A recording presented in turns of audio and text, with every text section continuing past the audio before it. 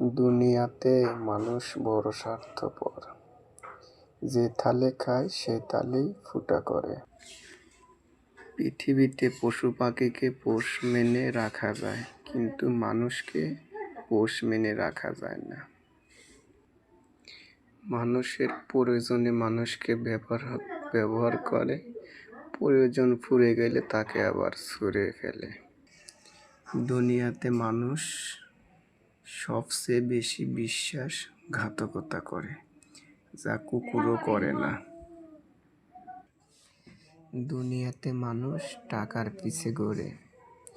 যার টাকা আছে তার পাশে মানুষ আছে, যার টাকা নাই তার পাশে কেউ নাই। টাকার জন্য মানুষ সঠিক বিচার আচার করে না, খালি শুধু 2 নম্বরই বিচার করে।